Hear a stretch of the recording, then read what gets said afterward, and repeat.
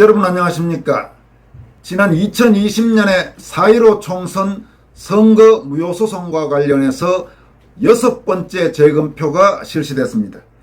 지금까지 4.15 총선 선거 무효소송 재검표는 인천 연수을, 경남 양산을, 서울 영등포을, 경기도 오산시, 경기도 파주을 이렇게 5곳에서 실시됐습니다. 이들 각 선거구에서의 재검표 상황은 지금까지 여러분들에게 지속적으로 재검표가 있을 때마다 계속 보도해 드린 바가 있습니다. 이번에 6번째 재검표가 실시된 선거구는 경기도 남양주을입니다.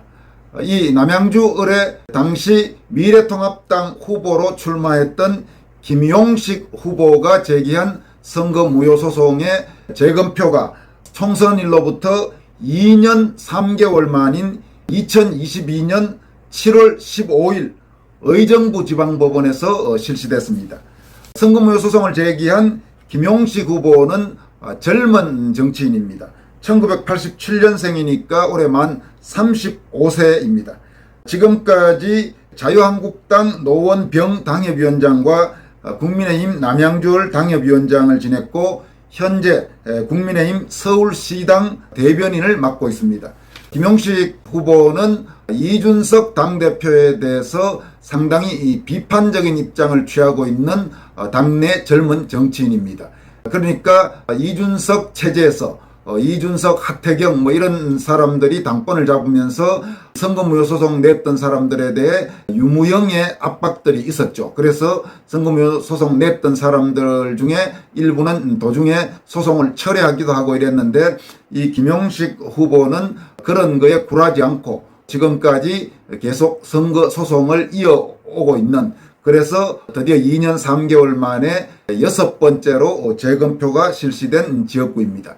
이번 재검표의 경우 지난번 변론기일에서 원고와 당시 재판부 사이에 합의하기를 이번에는 문제가 가장 많은 것으로 알려지고 있는 사전투표 부분만 재검표하기로 합의를 했습니다. 그래서 이번 재검표는 의정부지법에서 사전투표에 대해서만 재검표를 실시했고, 그래서 오전 11시에 시작돼서 오후 3시 반에 끝났습니다. 그러니까 지금까지 5차례의 다른 재검표는 전체 투표지를 재검표했기 때문에 밤 늦게까지 이어졌는데 이번에는 사전투표지에 대해서만 재검표를 실시해서 비교적 빨리 재검표가 완료됐습니다. 이번 재검표를 맡은 대법관은 김재형 대법관이 맡았다고 합니다. 한 명만 이번에는 맡은 것 같습니다. 그리고 원고인 김용식 후보의 소송 대리인, 즉 법률 대리인으로는 남봉근 변호사, 박준우 변호사, 그리고 김소연 변호사. 김소연 변호사는 여러분들이 잘 알고 계시는 바로 그 여성 변호사입니다. 그 3명의 변호사들이 이번 재검표의 소송 대리인으로 참여했습니다. 그리고 이 건의 원래 소송 대리인은 아니지만 이른바 복대리인으로 여러분이 잘 알고 계시는 4.15 국토본 사무총장이고 4.15 총선 선거부정 의혹 진상규명의 핵심적 인물 중에 한 명인 도태우 변호사가 복대리인으로 참관했습니다. 복대리인이라는 것은 법률용어로서 소송대리인, 그러니까 원래 수임한 변호사가 어떤 사정이 생겼을 경우에 다른 변호사에게 위임을 해서 실질적으로는 대리인과 비슷한 성격으로 그날 어떤 법정에 참석하는 그런 위치의 변호사를 복대리인이라고 한다고 합니다. 그 복대리인으로 도태우 변호사가 참여했습니다. 도태우 변호사는 요즘 대구에서 변호사 사무소를 개소해서 기본적으로 대구에서 활동을 하고 있죠. 그렇지만 이런 사건, 특히 중요한 사건의 경우 지역에 관계없이 수도권으로도 오기도 하고 이렇게 한다고 합니다. 그래서 이번 이 재검표에 참여하기 위해서 대구에서 올라와서 의정부지법까지 갔다가 재검표를 마치고 오후에 다시 대구로 내려갔습니다. 도태우 변호사는 이날 재검표가 끝난 뒤 자신의 SNS를 통해서 이번 재검표에서도 이상한 투표지들이 많이 나왔다는 사실을 공개했습니다. 우선 도 변호사가 밝힌 내용을 그대로 여러분들에게 소개해 드리도록 하겠습니다. 의정부 지방법원에서 남양주을 원고 김용식 사전투표 재검표를 마치고 나왔습니다. 관내 사전투표 빳빳한 것이 대부분이었고 녹색 상단과 관인이 얇게 찍힌 배춧잎 투표지가 하나 더 나왔습니다. 좌우 완전히 쏠린 것이 특히 많았는데 그 여백 없이 극단으로 쏠린 것이 100장 한 묶음에서 37매가 나오기도 했습니다. 여백이 아예 없는 것, 기울어진 것, 네모가 깨진 것도 있었습니다. 20장 이상 쏠린 것이 나온 묶음이 10건 이상 수두룩했습니다. 붙어있는 투표지도 3장, 2장, 2장, 2장 나왔습니다. 기표인 이상은 너무 흔한 것이었습니다. 그러니까 지금 이 내용을 조금 더 쉽게 설명한다면 이번 재검표에서 우선 관내 사전투표들이 거의 대부분 소위 신권다발처럼 빳빳했다. 근데 여러분 관내 사전투표와 관외 사전투표는 좀 다릅니다. 관외 사전투표의 경우는 빳빳한 그런 투표지일 수도 있는데 관내 사전투표는 거의 대부분 접어서 하기 때문에 아주 빳빳한 그 투표지가 나오기 어렵다는 것이 전문가들의 일반적인 분석입니다. 그런데 지난번에 여러 번의 재검표도 그렇고 이번 남양주 재검표에서도 관내 사전투표가 대부분 빳빳한 채로 나왔습니다. 이와 관련해서는 선관위에서 한때 형상보건 종이 이런 말도 안 되는 황당한 소리를 했는데 이 부분은 이미 종이 전문가들이 시간이 지나면 빳빳해지는 그런 종이는 이 지구상에 없다라고 법정에서 분명히 증언한 바가 있습니다. 또 문제 배춧잎 투표지가 이번 재검표에서도 한 장 나왔다고 합니다. 그리고 오늘 이 방송을 위해서 도태우 변호사 SNS 내용을 확인한 뒤에 도태우 변호사와 직접 다시 통화를 해서 추가적인 취재를 해봤습니다. 그러니까 도 변호사가 이야기하는 게 이번 재검표에서 가장 이상했던 거는 소위 여백 없이 극단으로 쏠린 것이 너무 많다. 그러니까 좌우 여백 안 맞는 그런 투표지들이 지금까지 여러 번의 재검표에서 나왔지 않습니까? 그런데 이번의 경우에는 아예 한쪽은 없는, 그러니까 좌우 여백이 안 맞는 정도가 아니라 한쪽은 사실상 여백이 없는 그런 투표지가 많이 나왔다고 합니다. 그러면서 도 변호사는 종이 관련 전문가들이나 프린트 전문가들에 따르면 프린트를 해서 그렇게 한쪽이 완전히 여백이 없고 한쪽으로만 기울어진 그런 투표지는 나오기가 사실상 불가능하다, 이렇게 전문가들이 이야기를 한다고 합니다. 그런데 그런 투표지들이 너무너무 많이 나왔다고 합니다. 또 이번에도 붙어있는 투표지도 많았고 기표인 이상, 그러니까 도장 이상은 너무나 흔한 것이라고 그렇게 밝혔습니다. 도 변호사는 이 같은 재검표 결과를 소개하면서 4.15 총선 진상규명을 위한 특별조사 내지 특검이 필요합니다라고 강조했습니다. 도 변호사가 밝힌 내용 다시 한번 말씀드리겠습니다. 4.15 총선 진상규명을 위한 특별조사 내지 특검이 반드시 필요하다, 이렇게 강조했습니다.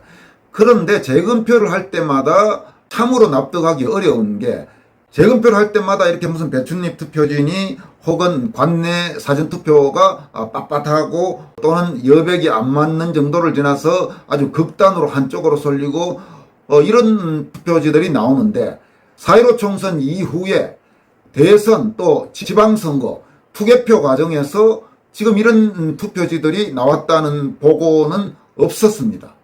그러면 우리가 당연히 의심할 수밖에 없는 것은 지난 대선 또 지방선거 전국적인 규모에서 훨씬 많은 지역에서 투개표가 실시되는데 그 투개표 과정에서 배춧잎 투표지도 나온 적이 없고 일장기 투표지도 나온 적이 없고 좌우 여백이 극단적으로 안 맞는 투표지도 나온 적이 없고 또 사전 관내 투표가 신권다발처럼 빳빳한 게 대규모로 쏟아진 게 없는데 왜 4.15 총선 불과 6곳의 재검표를 할 때마다 이상한 투표지들이 거의 예외 없이 쏟아져 나오느냐. 그렇다면 그 투표와 그 개표에 뭔가 문제가 있으니까 제대로 진상을 규명해야 된다고 보는 것이 상식입니까? 그렇지 않으면 선관위를 믿어라. 요즘 세상에 무슨 선거 부정이 있겠느냐. 선거 부정 이야기하는 사람들은 다 음모론자들이야. 심지어 어떤 교수라는 사람은 최근에 무슨 선거 부정 의혹을 제기하는 사람은 반지성이고 자기처럼 선거 부정 의혹을 명백히 부정하는 사람은 지성이다. 지성과 반지성의 대결, 이런 황당하고 허무맹랑한 소리를 하는 사람까지 있는데, 이런 지금 투표지들을 보면서, 재검표 할 때마다 쏟아지는 이런 투표지들을 보면서 이걸 이상하다고 생각하는 사람이 정상입니까? 이걸 보면서도 아무 문제 없다고 내내 눈 감고 외면하고 문제의 심각성을 인정하고 이걸 진상규명하자고 2년 이상 힘들게 한여름에도 그리고 한겨울에도 거리에서 자기 돈 들어가면서 자기 시간 들어가면서 진상규명 노력을 촉구하는 사람들을 조롱하고 폄훼하고 그런 사람들이 제정신입니까? 시청자 여러분들 중에도 이 4.15 총선과 관련해서는 거의 확신에 가깝게 생각하시는 분도 적지 않으시겠지만 100번 양보해서 그런 정도까지는 아니더라도 지금까지 적어도 6번의 재검표를 통해 드러난 저 이상한 모습들을 제대로 진상을 규명해서 명백하게 선거 부정이 있었는지 없었는지 진위를 가리자고 말하는 것이 정상적인 판단을 가진 사람들이 가져야 될 그런 태도가 아닐까요? 적어도 나는 그렇게 생각합니다. 그러니까 지금 현 단계에서 어떤 예단을 굳이 할 필요까지는 없다 하더라도 재검표에서 드러난 분명히 이상한 투표지들이 존재하는 만큼 철저하게 제대로 조사하자. 지금 도태우 변호사가 이야기한 대로 4.15 총선 진상규명을 위한 특별조사 내지 특검이 필요한 것 아니냐. 나는 그렇게 확신하고 있습니다. 여러분 생각은 어떻습니까? 다음 전해드릴 소식은 검찰이 박지원 전 국정원장에 대해서 출국금지 조치를 했다는 내용입니다. 지난 방송에서 서훈 전 국정원장에 이어서 김현철 전 통일장관도 미국으로 돌연 출국해서 지금 문재인 정권 권력형 범죄와 연루된 사람들의 일단 해외 도피가 우려된다, 이런 내용의 방송을 한 적이 있습니다만은 그런 우려가 아무래도 확산되면서 이제 검찰도 본격적으로 필요한 사전 조치들을 하는 것 같습니다. 서해 공무원 피살 사건과 관련해 국정원에 의해 검찰에 고발된 박지원에 대해서 검찰이 출국금지 조치를 내렸습니다. 그리고 탈북어민 강제북송 사건과 관련해 역시 국정원에 의해 고발된 전직 국정원장 서훈은 지금 현재 미국에 있는데 입국 시 통보 조치를 취했습니다. 서울중앙지검 공공수사 1부 부장검사 이희동, 또 공공수사 3부 부장검사 이준범, 공공수사 1부와 공공수사 3부는 박지원과 서훈에 대해 각각 출국금지와 입국 시 통보 조치를 법무부에 요청했습니다. 이에 따라서 현재 국내에 있는 박지원은 1개월간 출국이 금지됐습니다. 출국 금지 기간은 검찰 요청에 따라 더 연장될 수 있습니다. 또 미국에 체류 중인 서훈은 귀국과 동시에 귀국 사실이 검찰에 통보됩니다. 서훈은 지난달 12일, 그러니까 6월 12일 관광비자로 출국해 미국에 갔는데 이미 이제 1개월이 지났죠. 현재 미국 LA 등에 머물고 있는 것으로 알려졌습니다. 국정원은 얼마 전 박지원이 2020년 9월 서해에서 북한군 총격으로 사망하고 시신까지 불태워진 해수부 공무원 이대준 씨가 대한민국 공무원이다, 구조해달라는 취지로 북한군에 말하는 감청 내용이 담긴 첩보 보고서를 무단 삭제한 혐의로 박지원을 검찰에 고발했습니다.